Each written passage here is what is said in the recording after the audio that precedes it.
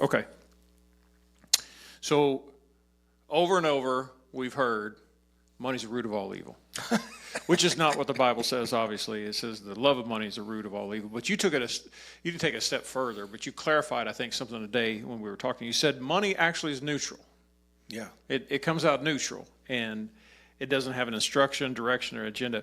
So what happens to money when it doesn't have a director? Oh, that's a good one, right?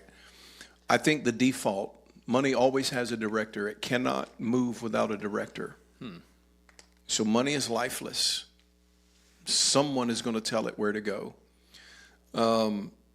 Someone may not know that they're telling it where to go, but someone has to tell money what to do. It doesn't have life in and of itself. It's only a neutral entity. So value has to be directed, and money is a value set. So either way, right, if someone says, I'm not directing my money, they are. They may not consciously recognize that they're directing it, but they are. So somebody's moving it, period. So money never has its own engine, if you will. Money doesn't have its own motor. Somebody's got to motorize it and tell it where to go. Most of us look at money as a savior, and money's not a savior for anybody. It's a servant. What's history tell us, right? Everybody that wins the lottery, 5 years, 90% of them are bankrupt, because money doesn't change a person. It only magnifies what they were. It only magnifies them. If you're a phenomenal investor, the more you get, the more phenomenal you are as an investor. If you're a heroin addict, the more money you get, the more heroin you shoot in your veins. It just is what it is. So money never does anything until somebody tells it. Money is a servant. It's not a savior, and it multiplies under stewardship, right? So when you understand that part of money, you start to realize it's not coming to me to help me. It's only coming to me when I have the right structure for it to move in. So let me see if I can break it down. A broke person thinks about money to make sure all their stuff is paid for. Light bill, phone bill, grocery bill, gas bill, et cetera, et cetera. So money can only come to them with the structure that they frame. Money will only come to you for the structure you framed. If you frame a small picture, it can only come in that picture. So if your riverbanks are tiny or narrow, then that's all the money you can get in your life, because money is neutral and it's only going to do what you tell it to do. Now, if I have wide banks and I have a lot of things going, then more money is naturally moving into my structure. It's naturally looking for a place to move. Money is always looking for a match. Money looks for the match. So if you have a bigger a capacity for it, a larger bandwidth, if you will, then more money can come to you, right? One of the things that I've learned over the years is that money never means anything. Watch this. I had a guy ask me after I lost everything I had and reframed back and built back, and then I'm a millionaire again. And the guy asked me one day, John, he said, what does it feel like to lose it all and to build it back? First time I ever thought about that question. And so I sat for a minute and I pondered. I said, it feels the same. He said, how so? I said, because I only grew 1 inch a day. So I never noticed the difference. I just refused to stop growing. I never noticed the difference. I just refused to stop growing. I think that's why our eyes get worse as we get older, so that we look in the mirror and we look the same, so it doesn't hurt our soul so bad. If I had 20, yeah, if I didn't have 20-year-old eyes, then I would look in the mirror. Like 70, man, I look good. Man, I look rough. But anyway, so that's a sidebar. But I never felt any different because I was incrementally growing. I was just growing whatever was in front of me. I just widened my riverbanks just a little bit all the time. I just kept as far as I could widen them, I would widen them. That's what money is. Money comes as just a neutral thing looking for a great director. It looks for a great director. Now, in and of itself, I think it has this urge to multiply. I think money just wants to be bigger, right? It wants to be bigger. So it's looking for a great manager. It's looking for a great manager. So it's out there searching. And when it finds a manager at whatever capacity, I think money will edge its way to you. And it'll ask you, you want to get a little bigger? You want to get a little bigger? You want to get a little bigger? And that's all I did. So I never felt the change. And I think that's the best kind of growth for every person. So not to think about, well, how do I get to be a multimillionaire? But no, what's the next step for you, right? I don't want the guy making $12,000 a year right now talking to me about how to become a millionaire. I want him to be talking to me about how to get to $50,000 or $60,000 a year. That's where I want to be. Like, what's your next? And that's all I did over my life. I went from one stage to the next stage. Yeah. And that's all I cared about. Like, here's my step. What do I do next? How do I get an inch bigger? How do I get a foot larger? That's all I've ever done in my life. And I think money is attracted to that. If money can feel that you're going to multiply it and make it grow, right? That you're going to plant it in the ground and make it come back more, I think money will keep coming to you. And then you'll see more and more opportunities. But when it comes, it's always neutral. Wow. Yeah.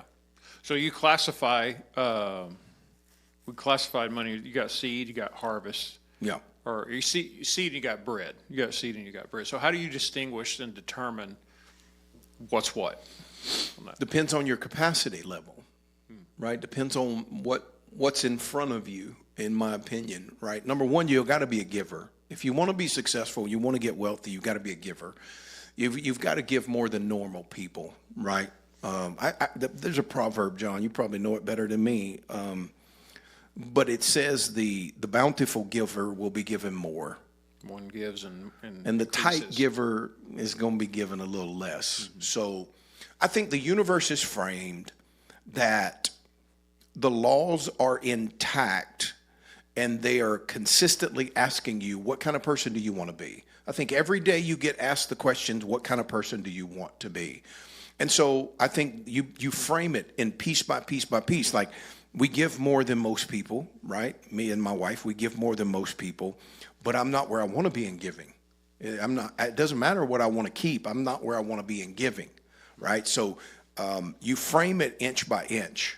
You frame it inch by inch. I think the growth measure is it's what's next for you, not to compare yourself to not even your neighbor or what you even want to be, but what's just next for me. Yeah. And I think when you steward something properly, then the universe is framed to give you more. I think the universe is constantly looking, where can I push money? I think money's always looking for a father. Money is always looking for a great manager, always looking for a director, right?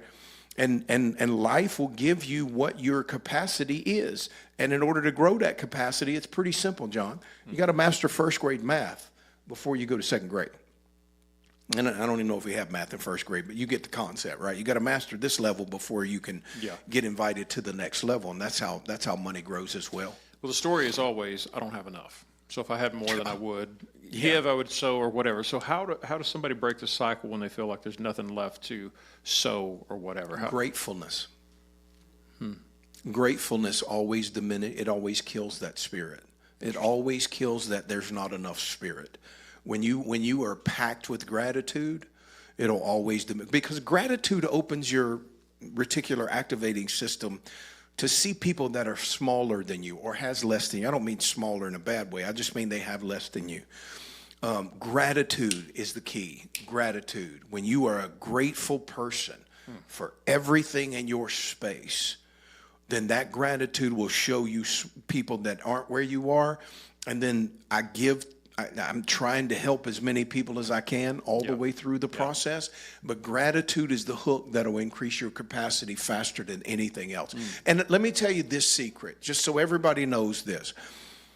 My hope for you is the same for me, that no matter how much you actually have, no matter how blessed you are, how much money you have, how much wealth you grow, that you will always wake up in the next morning and look in the mirror and go, what can we conquer today? What's next? No matter where you are. And gratitude is that baseline that it doesn't matter if you have $100 billion or $100. You can look in the mirror and go, I've got more to do and I've got bigger places to go. So what's next for me? And gratitude is always that hook line for you, man. That changes everything, John. Gratitude changes everything for everybody on any level. I don't care what level you are. If you have gratitude for what God has already put in your hand, then you're ready to be responsible for the next. That's strong. We just do one podcast on gratitude right there. Yeah. Talk about the difference between savings and investing and opportunity money, and just kind of break all that stuff down real quick. Yeah. You kind of poo-poo on savings. Yeah, I don't like the even concept of preservation and saving, right? I love the mentality. What I taught the folks today was, if I don't mind if you save, but just call it something else. Call it a margin account. Call it an opportunity account. I don't care what you call it, because saving has this negative connotation. Like, I've got to pack away nuts because I know that the storm is going to come, right? And there's something intrinsically wrong inside when that's a mental model. It's a lack of faith or something. It's a lack of trust in your own disaster. self that you will be able to produce in the future. So it's looking in the mirror going, I know you're not enough, so I got to hold everything I can. Jesus. I know you can't get it done in the future, so I got to hold everything that I can right now. So it's that mentality that I want to destroy, not the savings account or the margin account or the opportunity account. It's the mentality. The savings mentality. I got to preserve everything that I possibly can because I don't think I'm really good enough to be able to produce anymore. That's all that's saying. It's looking in the mirror going, if I don't save everything I can, I'm afraid I can't produce. Instead of, I have abundance in my soul, so no matter how much you take from me, you can never keep me down. And that's a mentality. Like, I have this thing in me right now that if you strip it all away, strip every bit of it away from me today, I'll be back in millionaire status in 12 months because it's inside of me now. There's a millionaire that lives deep inside of my belly that nobody can take away. And a saving mentality is totally different. I don't think I'm good enough to keep producing at this level, so I've got to preserve everything I can. An investor goes, I don't want to preserve not one thing. I want what farmer do you know that holds corn seed in his hand and goes, man, I just need to keep this just in case? Well, you can't eat it. So what are you going to do with that thing, right? No, every good farmer goes, I got to get as much in the ground as I possibly can get because there's production of 30, 60, and 100-fold. But you never get 30, 60, or 100 if you preserve. And a saver is internally bound by a mentality of, I am not enough. And when you get loose from that, you start to realize, man, you can take everything I got, and I guarantee you I'm enough. It won't take me 6 months. I'll be turning and burning again. Wow. I've done it twice in my life. I know I've got what it takes. So I don't have to worry about what am I doing with this? Are we keeping enough? Are we preserving enough? There's no such thing as preservation. Money is not money unless it's moving. There's no such thing as money if it's not in movement, because money is an exchange of value. So anything preserved is not money. It's a mentality, but everything moving can be money. There's no such thing as the concept of money without community and moving parts. It has to be moving. There has to be a trade. If there's not a trade, you don't have real money. Somebody told me this weekend, said, well, I got a bunch of gold coins at home. Well, I had a guy come up to me and he says this, John, he says, I got a bunch of silver coins. And when it went up to whatever it was, $100 an ounce or something, or whatever he said, I don't know. I don't pay attention to that stuff. He said, I tried to go sell it. Nobody was buying the stinking silver because it was so high. I said, well, you don't have anything then. You've just got tokens with dead men's faces on it. So you don't have anything, right? That's what savings is. That's what preservation is. Money has to be moving. Currency has to be flowing in order for it to be real currency.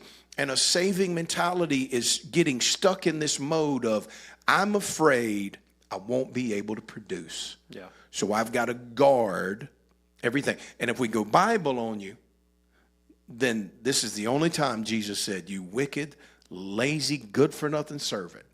And he said, take from this dude that preserved and give it to this dude that produced. Yeah. That's what he said. Yeah.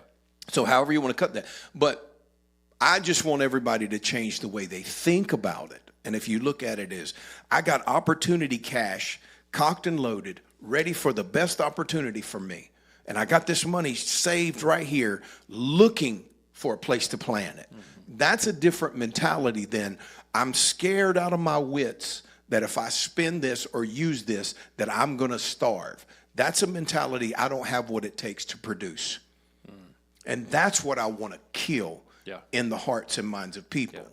Yeah. And when you kill that and you realize I am the producer, so I got to get my seed in the ground, because the law, the first law of God, is to be fruitful and multiply. How does somebody get that? They break that out of their life? How do they do that? Piece by piece, inch by inch. Everything comes line upon line and precept upon precept. The first thing you got to do is recognize it. First thing you got to do is, when I tell you that you have a broke man's mentality, not to fight me. Not to say, no, here's why I'm doing this. Now you got a broke person's mentality. Shut your mouth, get under the word that I just gave you, and let it settle on your soul so that you can become something else. That's the first thing. So information comes, and the first thing this mindset does is go, well, let me defend myself. And when you tie your hands behind your back and say, yes, sir, thank you, may I have another? Then that's when the transition comes, right? Yeah. That's when the transformation comes. That's when you go, I will not defend myself against what I do not know. Then you're ready for transformation. That's when coaching can occur, when you go, my defenses, I'm putting them in the vehicle. I'm coming butt naked. Show me what I don't see. Tell me what I've never heard, and teach me what I do not know. Yeah. That's when that mentality can break. But if a coach or an oversight person comes in your life and they go, well, you're just a broke person inside. And no matter how much you have, you're still a broke person. No. Let me tell you why I'm doing this, right? And you start to defend it, right? And then, you parry and all this other stuff. Then you never get past it. It's the humbleness of the heart that goes, show me what I don't know. Mm-hmm. Show me what I've never seen before. That's when it starts to transform and break. To me, that's the only, that's all I did. I had somebody show me, real quick story. My first mentor, we were contemplating buying a brand new Denali GMC Yukon. And it was $50,000 back then. That was a lot of money, bro. It was a lot of money for a truck, right? SUV. I'm like, $1,000 payments, man. And so he was chill. He still is. He's cool as the underside of the pillow, man. He's just chill. He doesn't get irate or anything like that. He's not like me. And we were talking, and I was like, bro, it's an expensive truck. It's $1,000 a month. He said, yeah, that is, man. He said, how much? I was flipping houses back then. He said, how much do you make when you flip a house? I don't know, $25,000, $35,000. He said, okay, how many houses you got to flip to pay for this truck if you wanted to pay it off? 1.5. He did. He said, are you planning on flipping any more houses? I said, well, yeah, man, I'm just getting warmed up. He said, just go ahead and buy the truck then. And it's conception. It's how you conceive of a thing, right? The broke mentality, and again, broke mentality has nothing to do with how much you have. It has zero to do with how much you have. It has to do with how you process and think. So I'm good with people preserving capital for an opportunity that will arise. I'm really good with that. But I just want it to be called a margin account. I want it to be called an opportunity account, not a savings account. Oh, man, let me keep these nuts for the wintertime. No, man, that's not godly. That's not a kingdom mentality, right? So when you understand that I am the production, I'm the producer of the thing. I am the creator of wealth. God gave me the power to form and fashion wealth. When I get it, like it's me, then you go, well, I don't need to preserve.